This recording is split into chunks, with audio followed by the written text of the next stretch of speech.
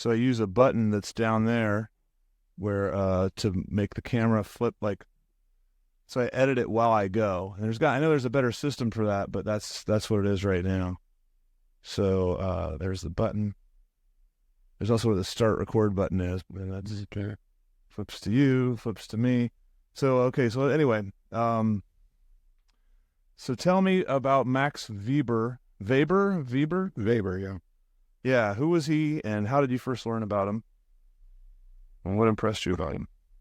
He's a German sociologist. That's why it's pronounced Weber rather than Weber or Weber or something like that. The German is how you pronounce it. He was born in around 1856, I think, and died in 1920. He's probably the greatest German sociologist ever.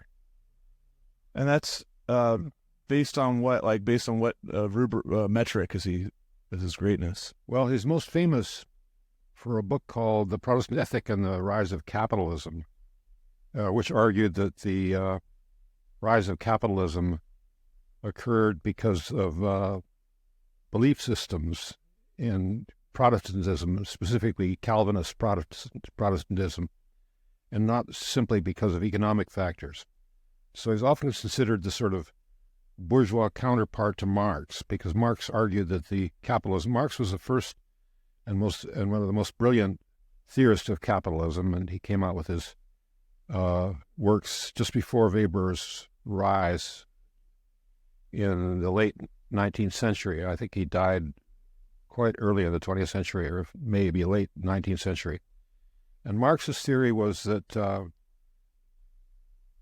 materialism was the dominant force in history. In other words, that economic factors were the prime cause for the rise of capitalism and for the rise of the working class and so forth. And the working class was the pioneer in a revolution. The working class would arise in a revolution to overthrow capitalism because of the way that capitalism evolved.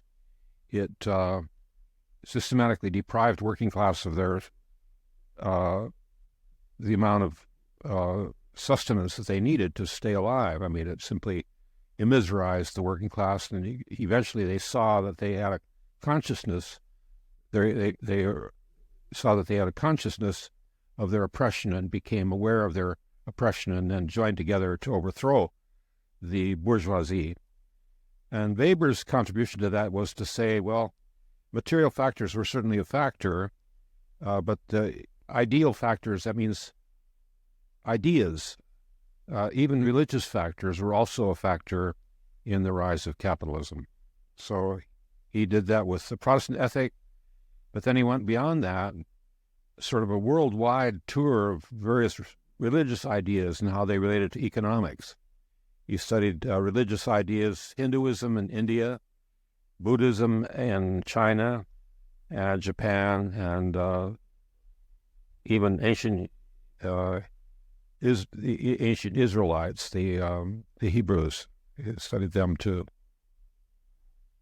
So I'm that surprised. That answer surprises me, because I always thought that he was, like I thought I didn't realize that was even. I didn't even know he was a sociologist. So yeah, was that were you still sort of studying sociology mostly at that time, or why?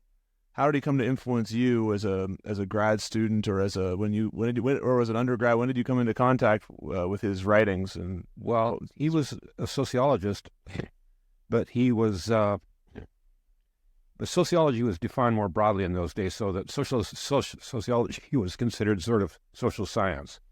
So he also wrote about political things. So he's included in the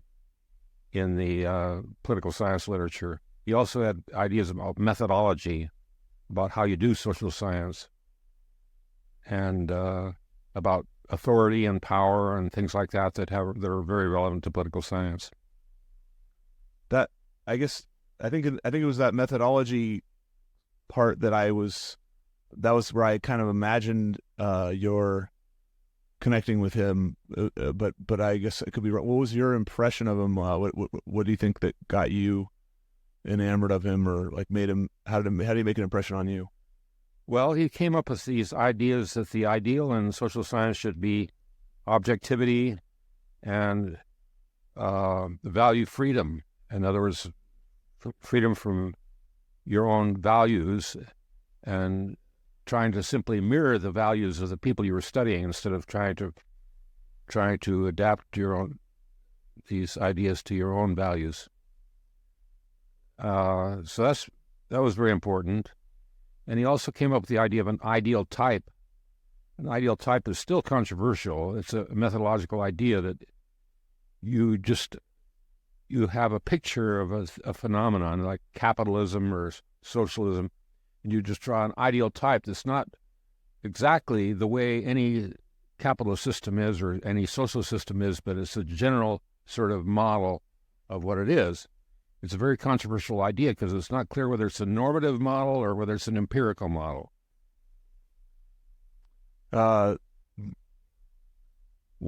This is gonna let me pause for a second. Yeah, ideal types was one of them. Okay, So you build a model of how a general system, I mean, like bureaucracy, and that can be helpful in trying to study a specific bureaucracy in, say, Iran or Russia or someplace else. Another very, very key idea or concept that he had was the conceptualization of power. He said that power in political systems equals power plus legitimacy, and that makes authority. Power is simply the ability to say, you do this and somebody will do it. And legitimacy means you have a reason that they do it. They have a reason to do it. Both you and the person you're ordering around share a certain idea that they believe in, and that's the reason that they'll do it. So it's legitimate. So you have to have legitimacy plus power, and that equals authority. Okay, yeah, that seems like that makes sense. It's so that was the ideal types, the formulation for power, and was he? And then was there something about objectivity? Like, because I always felt like one of the your most cherished values is just that, like, you're an objective storyteller as a yeah. He wanted to be scientific, so he thought social science should be objective and value free, which is ironic because he also investigated values. For example, the values of the Protestant ethic. Yeah. So he said you can investigate values, but you have to be objective in investigating them. You just have to write what they are rather than projecting your own values into the subject matter. So he was somebody who was probably assigned reading in a few of your classes, in your political science classes. And you just got the sense as you're reading him, like, that this guy, did you end up reading his work as a primary text? I mean, I imagine, or excerpts at first, right? Like your teacher would assign some excerpts. Read them as part of the primary text, yeah. The other thing I just noticed is, as you're answering, like, that he had this relationship with Marx, not relationship as in like people who knew each other, but relationship in terms of like, that him and Marx are from about the same time period, and they have different things to say about similar subject matter. Yeah, and it seems like Marx is. Well, go ahead. He thought that Marx and Nietzsche were the most important thinkers of his generation. Well, and it seems like that seems to bear out. Like today, there's still a lot of people to whom Marx and Nietzsche are very important. Right. But it sounds like, but he made more of an impression on you, would you say, like Weber, more so than Marx and Nietzsche? Or what do you think of Marx and Nietzsche, I guess? Well, Marx, of course, was the first real theorist of capitalism and the rise of the West which spread. The West became dominant throughout the world in the late 19th and early 20th century because they started capitalism, which had increased the productivity of human beings immensely and made Western Europe the dominant power in the world. So he was the first to explore the underlying dynamics of capitalism, Marx was. And he did it not only in England and the European continent. He studied in France and Germany. Of course, he was a German, so he studied there first, and then he went to France and then to England. But he also studied the dynamics of capitalism in India. And so he was very, very great pioneer of social science. Yeah. And he was much more of a critic of capitalism, right? I mean, certainly that's how we think of him today. Yeah, he was. But he tried to analyze its dynamics as well as its. So he tried to analyze it from both a normative and from an empirical perspective. Okay. Whereas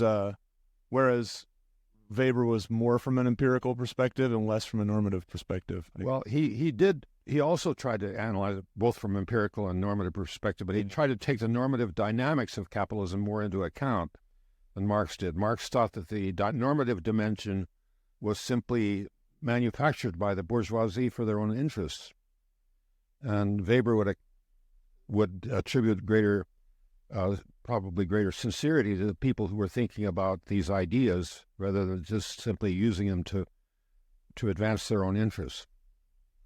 So in that sense, Marx's view is kind of this rebellious view against the establishment. It's very anti-establishment in a way that maybe that's why it's so it echoes so much in the culture today.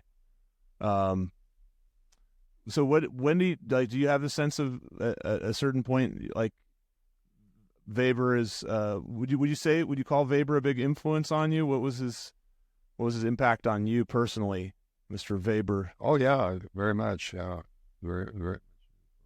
Why do you think so, or what was your big takeaway going into your career? He had a keen mind, and he was able to order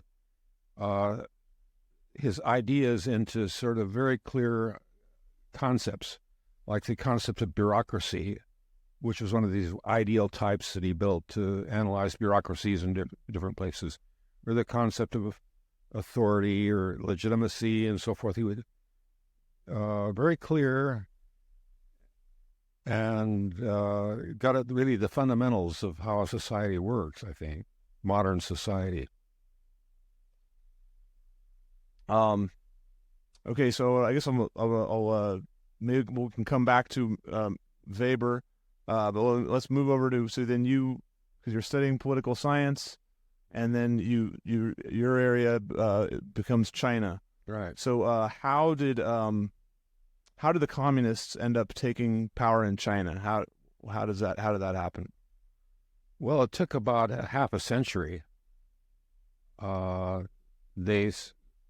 The first successful revolution in China was not until 1911, and they overthrew the Tsarist dynasty, which had been in existence for over 4,000 years, not continuously, but they had various dynasties, one dynasty after another, one ruling house after another, and they had various long periods in which there was great chaos in China, which no single ruling house was in charge, and they were fighting each other.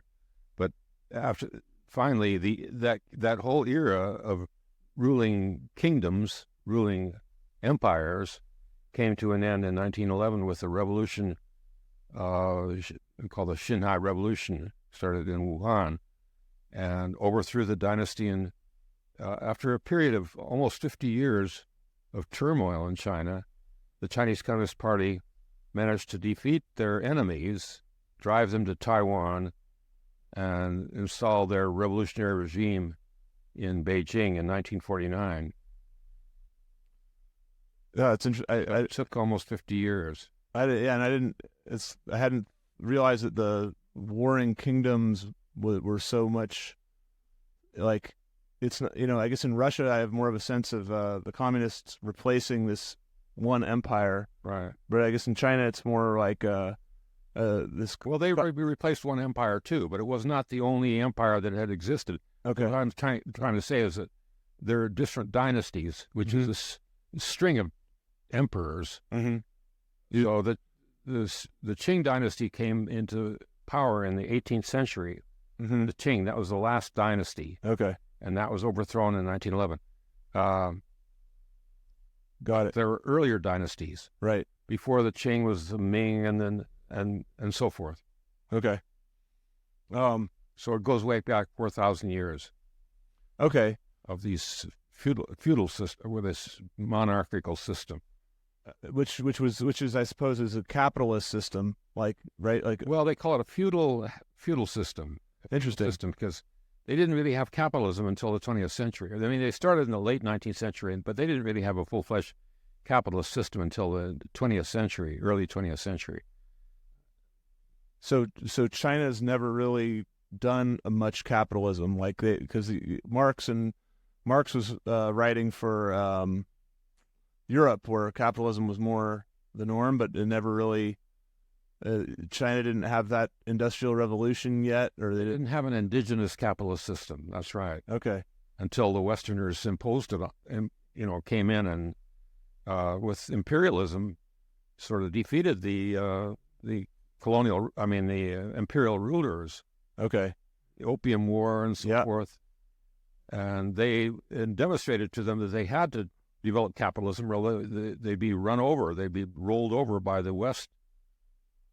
So perhaps that was like a what do you call it? A infant capitalism that was brewing, maybe with the death of the Qing dynasty, but it hadn't gotten far. Well, it wasn't. We wouldn't call it capitalism, because capitalism is a specific type of economic system. Uh-huh. You have owners of the means of production. You have a proletariat, a working class, and you have machinery. You have capital. Yeah. And they didn't have all of that. They had more or less an agricultural system. Uh-huh.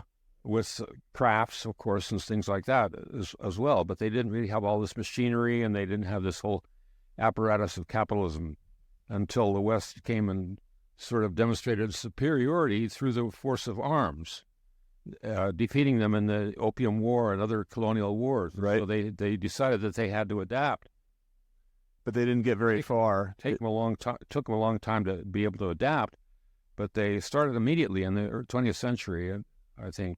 They were in the process of adapting as the communists took over, and the process of being run over too.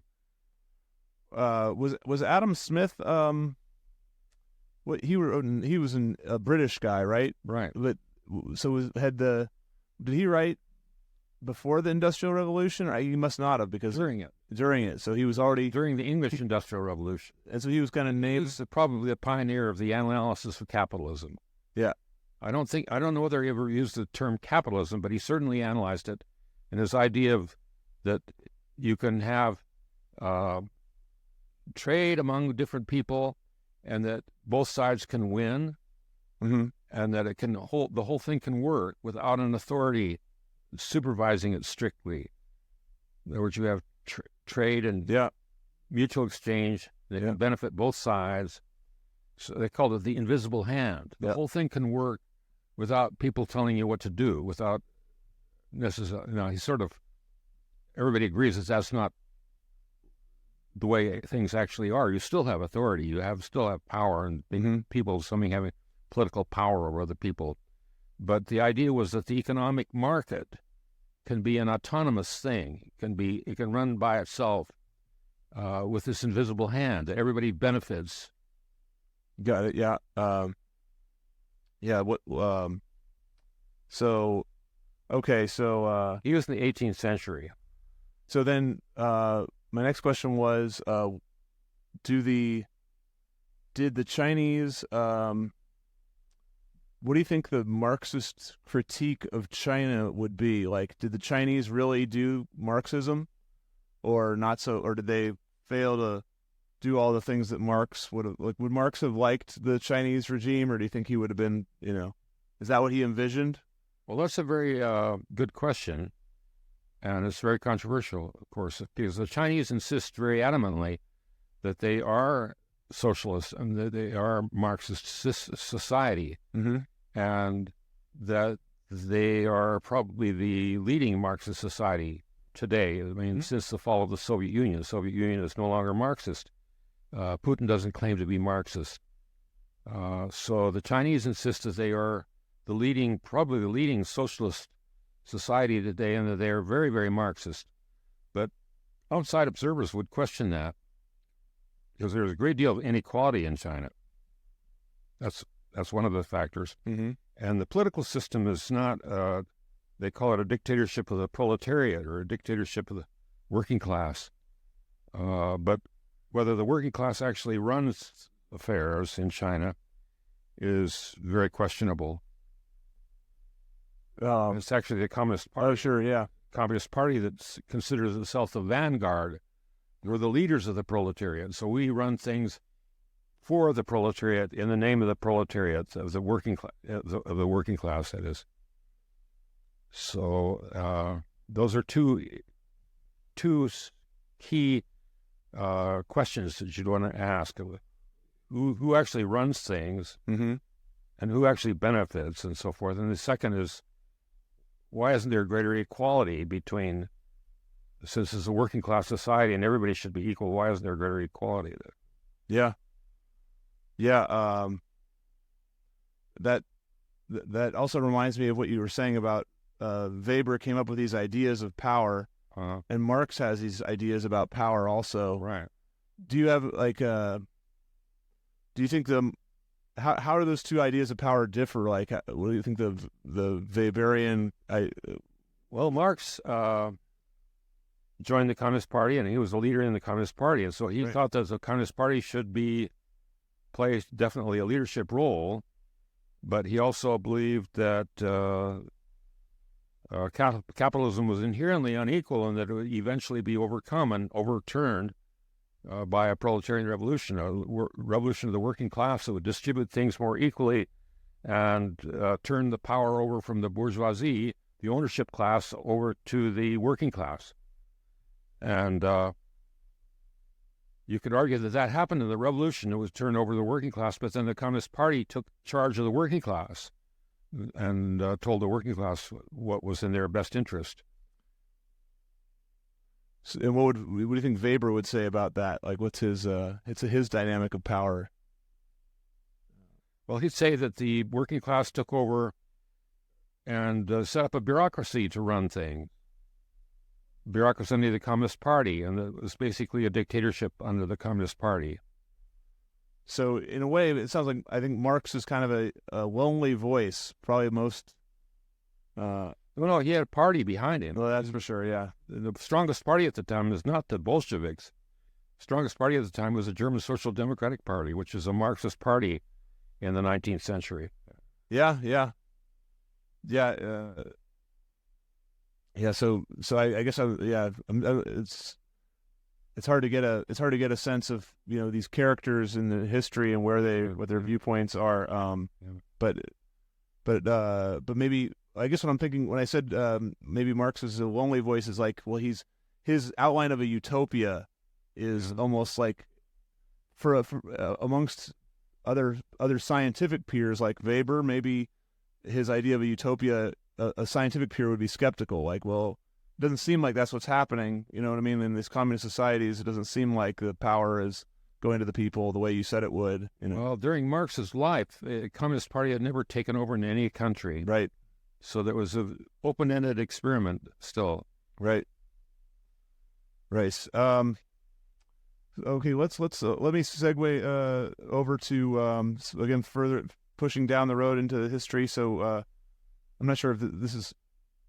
I know a little bit about this, but I haven't read it in a while. Can you tell us who was Liu-Shao Qi, and how did he attract your interest? Well, he was a Chinese communist, and one of the earliest small group of Chinese communists who led in the revolution, the Chinese Communist Revolution. And he was born, I think, around the late 19th century. He studied in Russia for a while, and then he came back to China and led in the revolution all through the 20th century, and finally became vice chair of the Chinese Communist Party in 1930. 1949. I'm sure. I'll have to check that. But he came in when the revolution. He became the vice chair of the Chinese Communist Party under Mao Zedong, and eventually became chairman of the Chinese Communist Party in the late 1950s.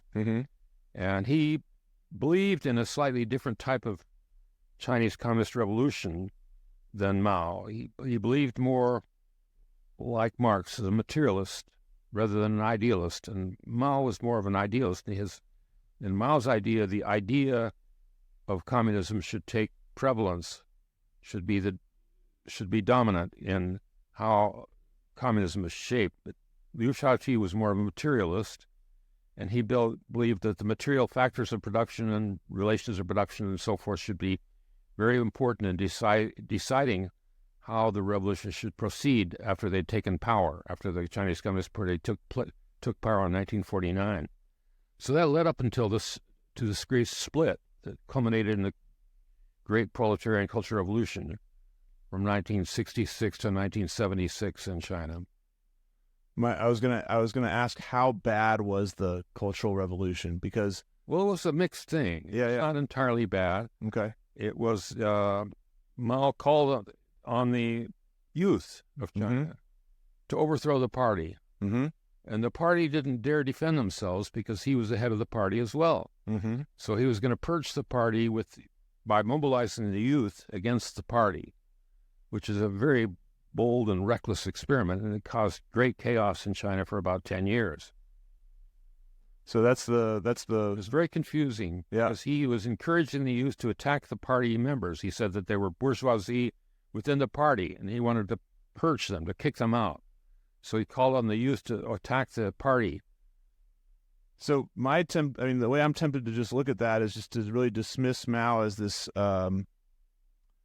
corrupt individual who is getting people to work, like getting his underlings and his competition, knocked out by turning people against each other and causing all this chaos, but allowing himself to stay on top. That's probably how is that actually a conventional view, or is that a sort of simplistic view? The Chinese communists or the Chinese historians, they would say that his great contribution was to lead the revolution itself. Right, because he was a great tactician, a great strategist, and he was lucky, right, because they had the Japanese come and invade China, and that probably prevented the nationalists from crushing the Chinese communists, which they could have done in the 1930s if the Japanese hadn't been there invading and distracting the Nationalist Party from its crusade against the communists. So he was kind of played a George Washington kind of role. He was a general, he left, and then he became the president. But I guess my perception is that drove the nationalists out of China onto Taiwan. He did, that seems But are there still a lot of defenders for his conduct during the Great Leap Forward and all that, or? Well, people thought that the Great Leap Forward was a failure, or it caused too much deaths, too many deaths. And too many people starving to death. It was economically misconceived because he ran the Great Leap Forward based on his ideas without having clear idea of how the economics should work. And so it resulted in great starvation and great economic setback for China. And then after that, he decided that the reason for the failure of the Great Leap Forward was not because it was ill-conceived, but because the ideas of the revolution had not yet permeated the people, and so they were confused. And so he had to have a cultural revolution, not a material revolution, but a cultural revolution to change people's ideas.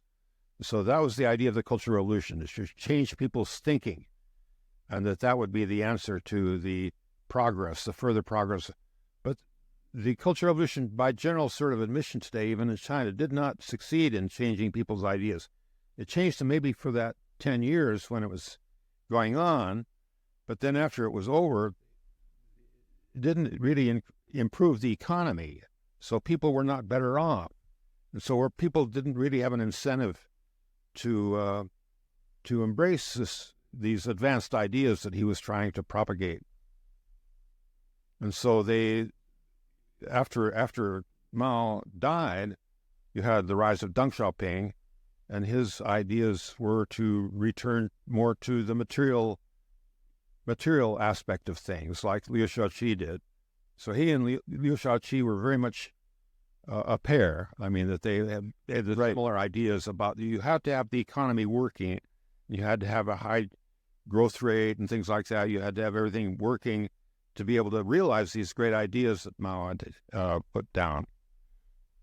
And they were cohorts too. They worked together, right? Like they were friends or colleagues. Deng Xiaoping and they both believed Liu-Shao Qi.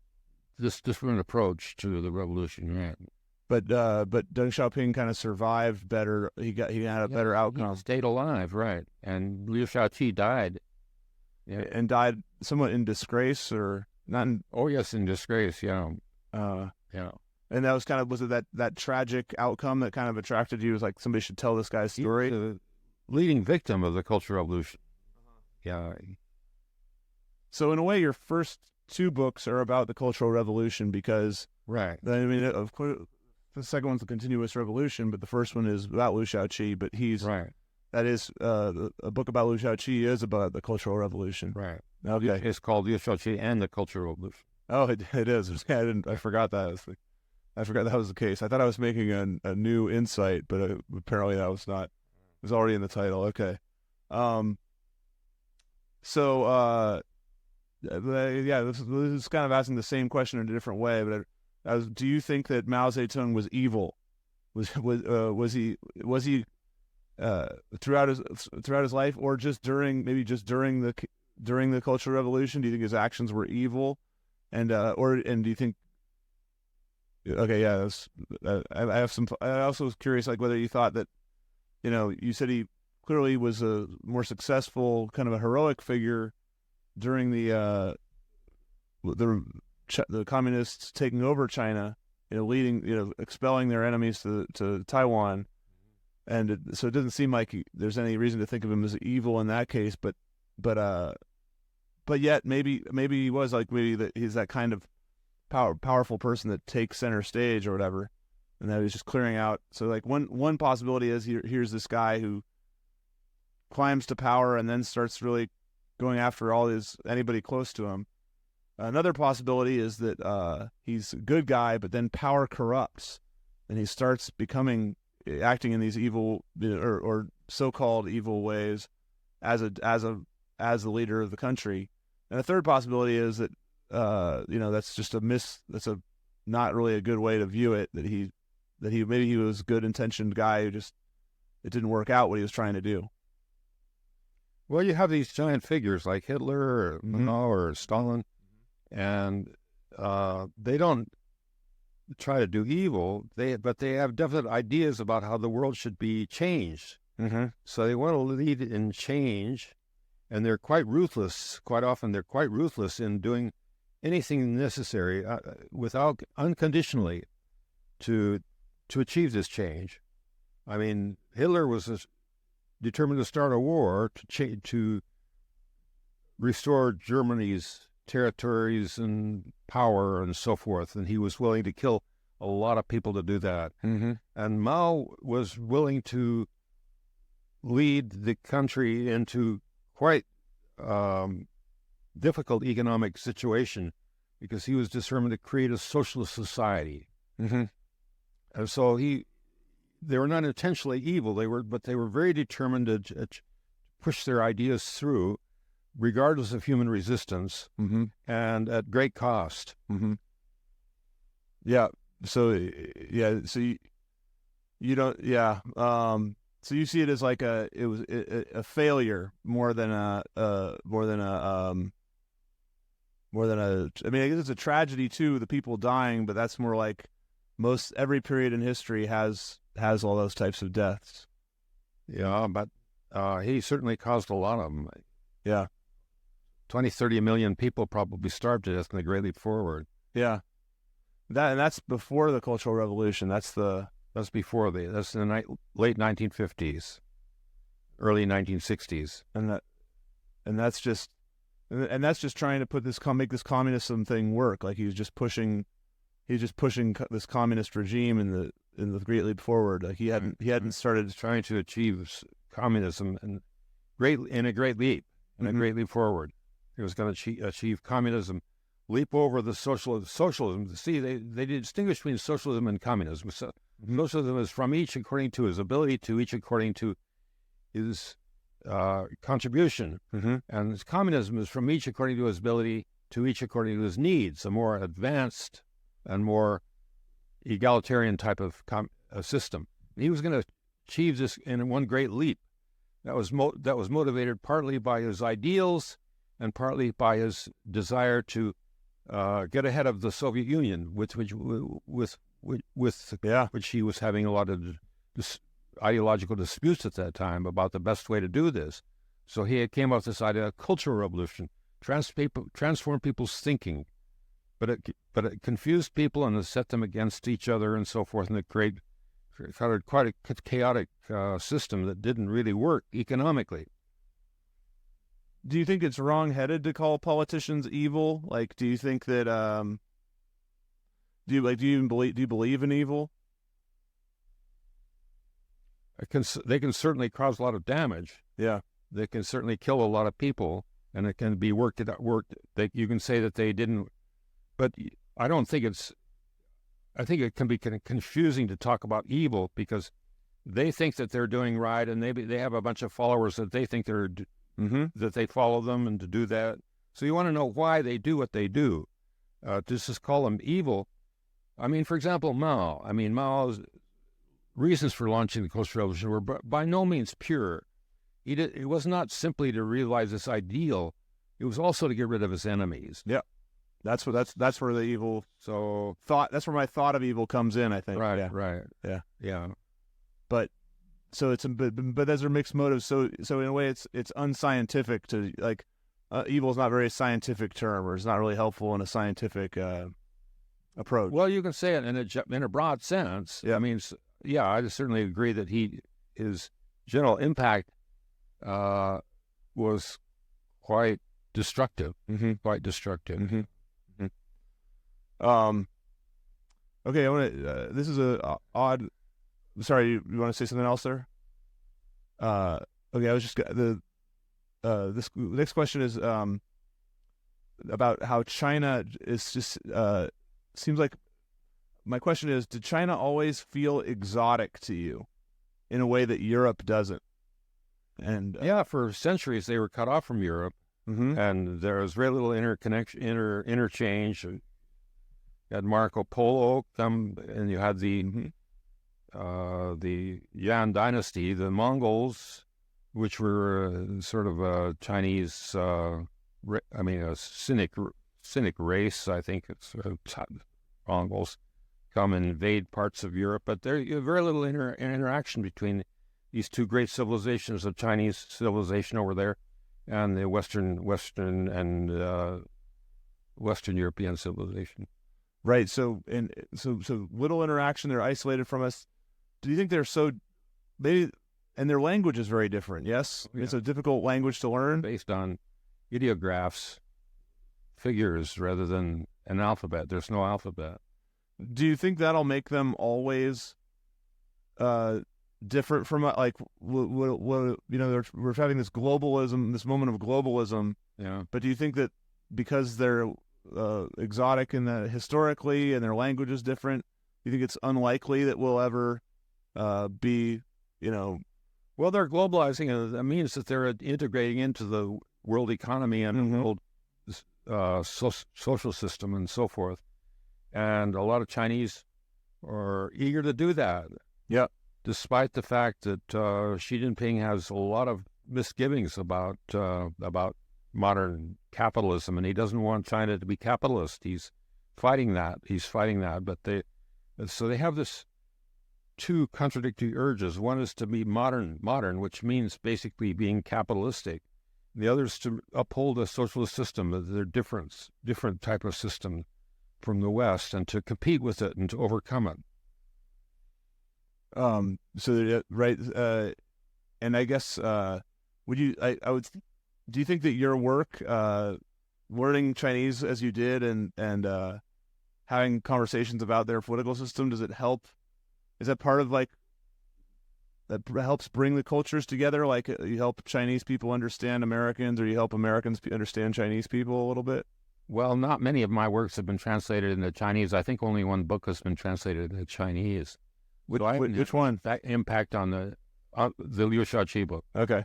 And it wasn't completely translated either. Certain parts were left out because they're considered dangerous, I guess. Mm-hmm. But so it doesn't have much impact on China, I don't think. But I think maybe in America's very, very tiny impact on how we think about China. Uh-huh. Well, I mean, I'm sure you, just by interacting with a lot of, I imagine that you would have the most impact on China when you show up there and talk to them, and then they see like, oh, there's an American, like that does some goodwill. That's like a goodwill ambassador a little bit. Well, that would be nice. So what was it like speaking Chinese to Chinese people? Did that change your perspective on the challenges that country faces? Well, they were they have very good audiences. They didn't necessarily agree with me, but they always listened very keenly to when I lectured over there. What about you like watching movies? Do Chinese movies? Do you have an overall impression of Chinese movies?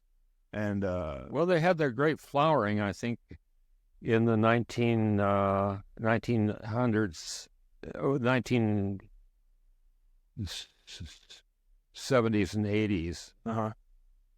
After the Cultural Revolution, there was a cultural thaw after the Cultural Revolution, which ended in 1976. And so in the 1980s and 1990s, I would say, in the early 2000s, there was a great flowering of interest in Chinese culture, and there was great creativity, and a movie industry was born and had some really excellent movies on Chinese. Did they teach you anything about the Chinese people? Like, would you say from their movies that it changed your view of the Chinese? Well, it gives you insight. Like when you watch a movie about anything, it's a distortion because it's artistic refashioning of events that may have occurred or similar to events that may have occurred. But it's it can sort of give you a sense of the spirit of the people at that time. And their problems that they faced, and so. Yeah. I guess I don't know a lot of these Chinese movies. I know that I know that the Hong Kong, like Jackie Chan comes from this Hong Kong action scene, right? Like there's a Hong Kong movies are a different track. Yeah. Because they've always been in the colonial or the Western sphere, and so they have a different type of tradition. Their movies they have a huge movie industry in Hong Kong. Yeah. But they put more emphasis on entertainment and less on education. The Chinese communists have always tried to guide the movie industry so that it educates people in the direction so that they embrace socialism and so forth, and so it's been a somewhat different track.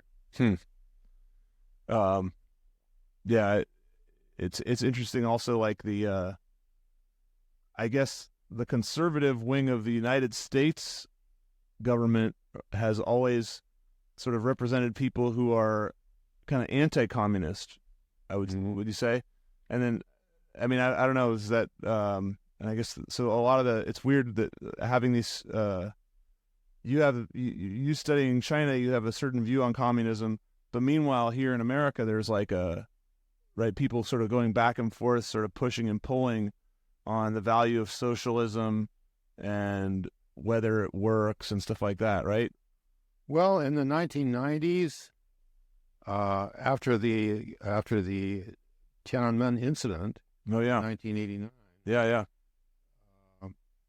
And before that, during the 1980s and 1990s, there was a period of détente, or what they called détente, or loosening. And the idea was that we would support China against the Soviet Union. So that motivated us to give a lot of support, both technical support and economic support to China to fight against the Soviet Union, which we considered our main enemy at that time. Mm-hmm. So that was when, up until about until the fall of the Soviet Union in 1991, that held the relationship together. Then after 1991, suddenly China started adopting the market, and that provided an opportunity for a lot of American capitalists to move into China and to make a lot of money into China.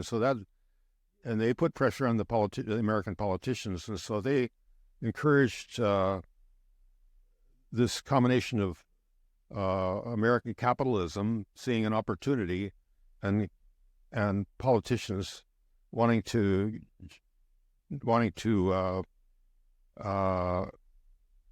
create a good relationship with China. Sort of created a period of thaw or détente between China and the United States that lasted up until about, I'd say up until about 2010. Yeah.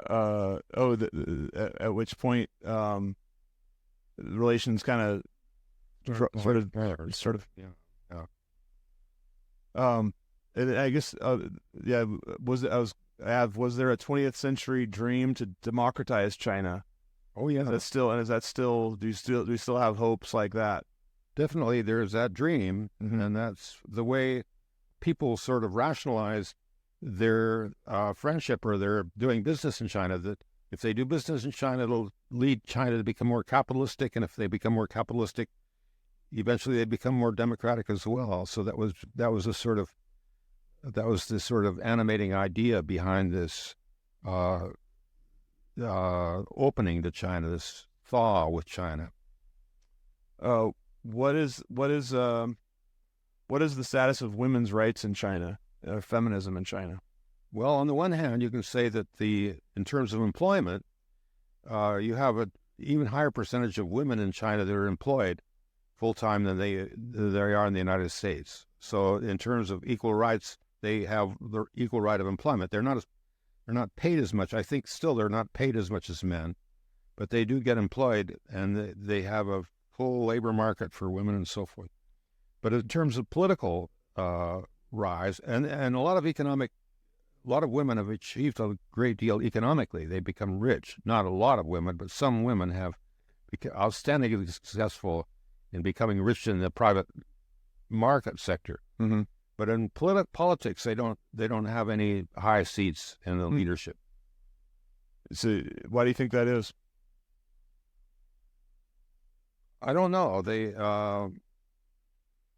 But the Chinese Communist Party is largely led by men, right? And that's especially true under Xi Jinping.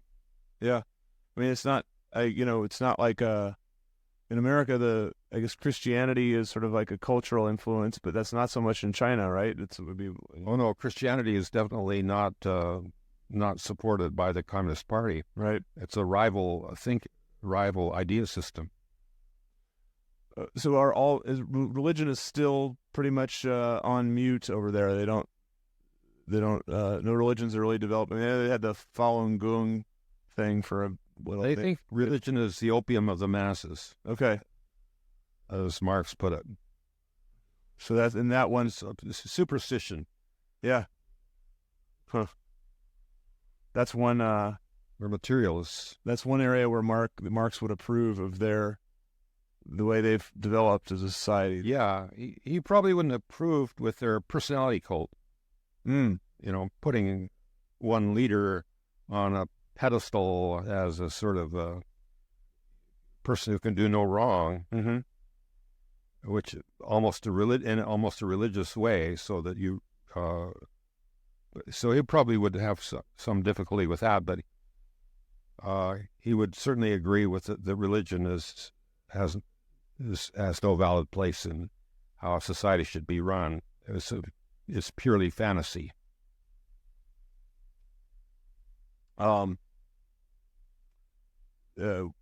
Did your perspective on politics change after you got married and had a family? Were you ever able to? Did it cause you to be able to bond with colleagues about family or people that you were writing about? Did you end up writing about them in terms of their families? Certainly, you bond with your friends and so forth when they have families. It's social and it's entertainment, but my ideas about politics didn't really change. No. Mm-hmm. What are your big observations on American politics? Is America in decline? Are you worried about the environment? Well, everybody's worried about the environment, and everybody's concerned that the environment is going to create increasing difficulties for us in the weather systems and so forth. And so, in that general sense, of course, we have to worry about the environment. The trick is to try to improve the environment and to stop pollution and things like this. At the same time, you keep the economy running. So that's the trick. And to not let the environmental concerns completely drown out your economic necessity, keep the economy running at a healthy pace so that people can make a living. And what about the just how things are going in America more generally? Any thoughts? How you think things are going? Well, we're in a period of great confusion, but then the Americans have always been in a period of great confusion. I think. Yeah, that's been from the perspective of visiting other countries. When you talk to people over there, they always sort of see America as America's a unique country. It's a settler country because only the indigenous Americans, or what we call the Indians, are the only people who lived here originally, and they play a very negligible role in the contemporary American political and social and economic system. So it's all these settlers that come from all over the world and fight with each other over various things. Yeah. So it's going. It seems like it's a little. There's always some fighting and some chaos, but it's managed, maybe, and without the violence of a cultural revolution.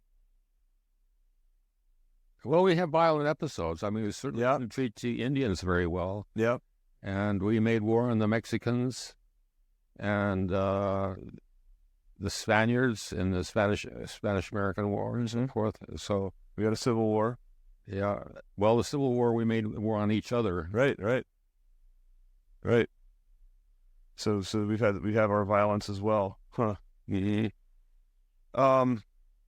So this is I'm stealing this from this other podcast I watch, but he always asks people, what if you have like any books, like he often asks his guests to choose 3 books that they might recommend, like any books that maybe influenced you. Could be novels or it could be more. It could be books by colleagues or anything, books when you read growing up that were like formative for you as you were in your career. Yeah, but they're not really relevant to my career. Yeah. Perfect. That's the less relevant to your career, the better, probably. Yeah. Well, I really like Stendhal's The Red and the Black. Okay. What's that about? It's about a young man, Julien Sorel, and how he has to decide between a career in the church and a career in the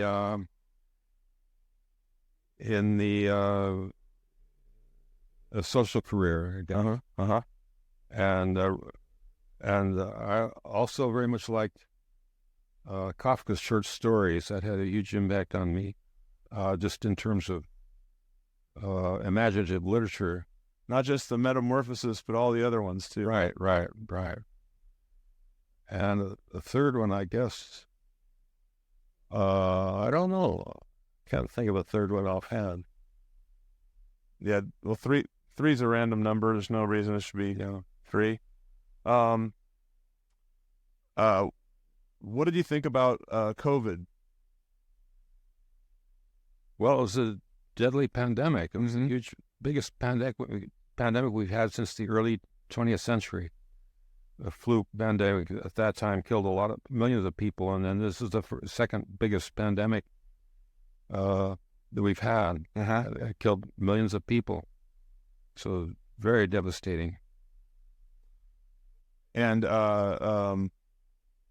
any impact, like, do you see it having had an impact on, like, has your world changed since COVID, or has our culture changed because of it?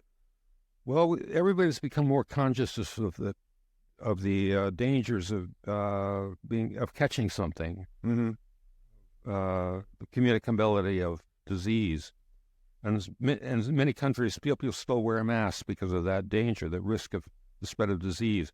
And we still haven't conquered COVID. I mean, it's still going around. There's still people catching COVID today. There are new strains all the time, so we really haven't overcome it. And we have to prepare for the next pandemic as well, which everybody agrees will probably happen.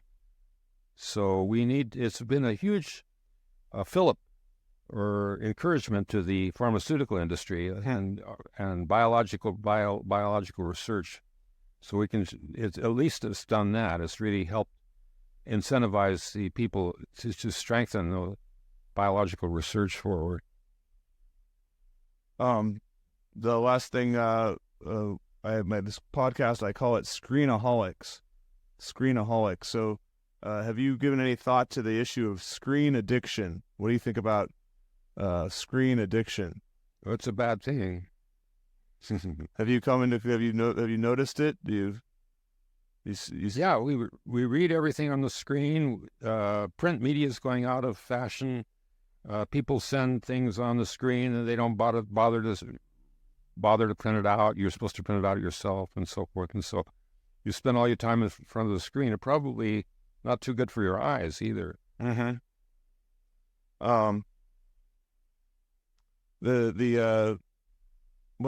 other is also from stealing from another podcast, but he often likes to ask at the end, what is the meaning of life? Well, in our society, you have to create your own meaning. In China, you don't. They set down your meaning for you if they can. You can rebel against it, but it's difficult. But they could put a clear path before you and say you should follow this path. And then in other societies, in traditional societies, they also do that. They have a sort of tradition-based path for a young person that you should follow. But our society leaves it completely open, so you have to create your own meaning, unless you belong to a church or something that will create it for you. I think that's actually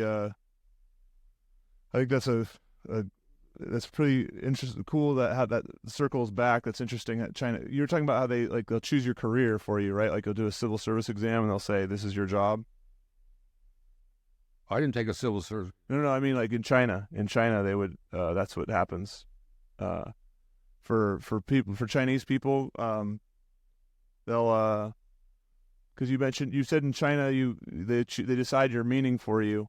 Yeah. But do you mean also they'll decide your career? Sense that they should strengthen the state and strengthen China. Okay.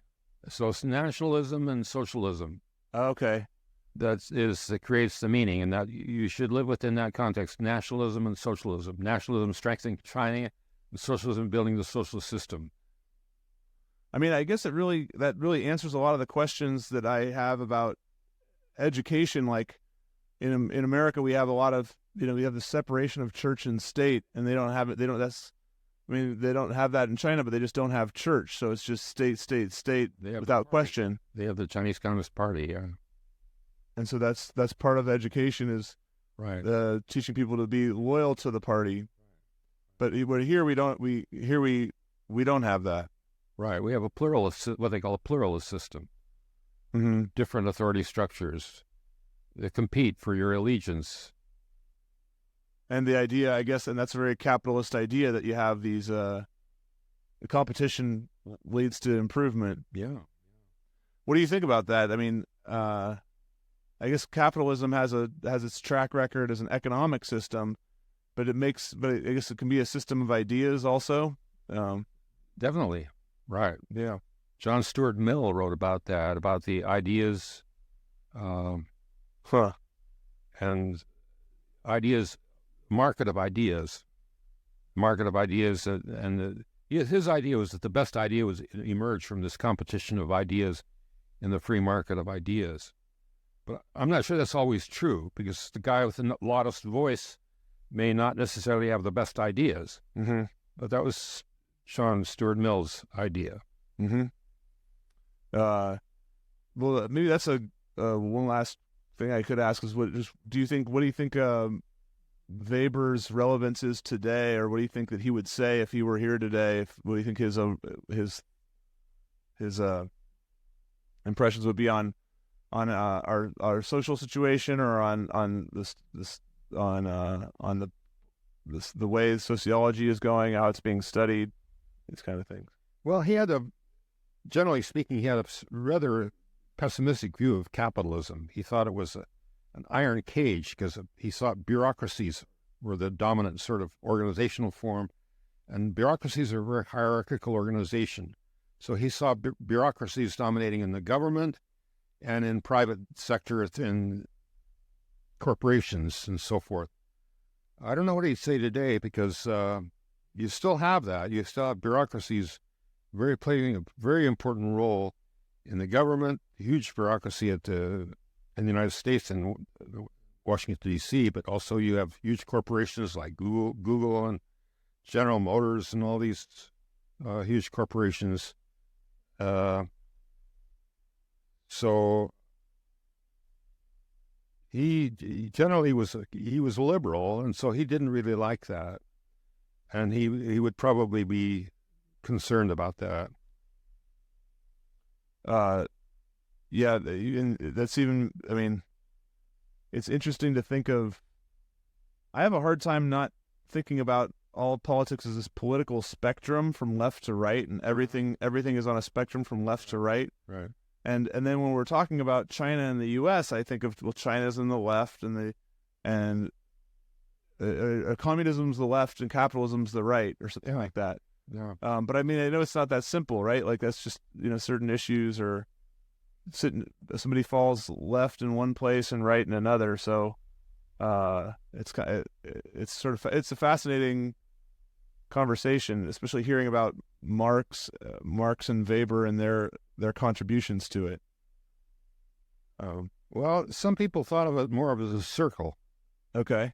So communism, for example, which is on the left, and fascism, which is on the far right, mm-hmm. were actually pretty close together mm-hmm. in some ways. Yeah. They had very, very totalitarian structures, trying to tell everybody exactly what they should do and so forth. So, I mean, it's not completely true, because there are differences between the two, but in there's some sense that they're both totalitarian systems. Yeah, I mean, that was a question I wrote down, but I didn't end up asking it. But it was whether you thought communism and totalitarianism are bound to be linked, Yeah. And I think communism under Xi Jinping has become much more totalitarian. Yeah. They tell people exactly what sort of clothes are appropriate to wear, what sort of language to use. That's very, very fine-tuned control. Yeah, over everybody.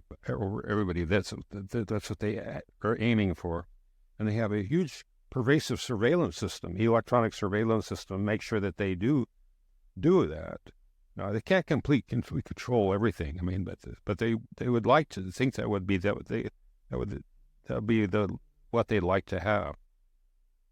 And I guess that sort of maybe there's. And it's interesting when you add a different term to it, like fascism, that brings a different